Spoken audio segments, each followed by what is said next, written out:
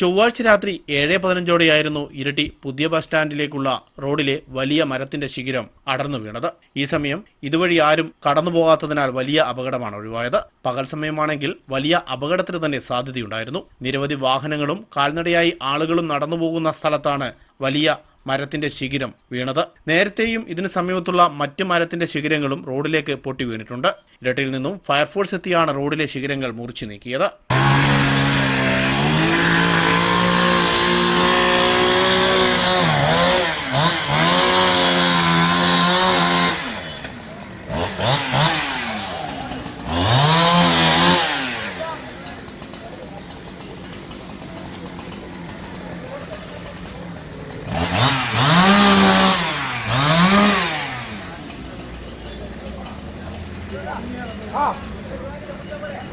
Buddy.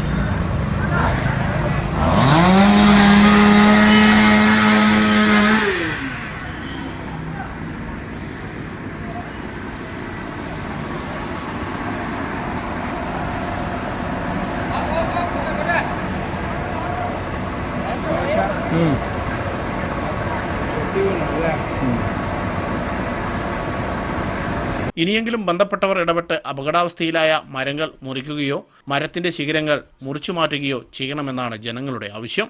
News bureau, ഇരട്ടി.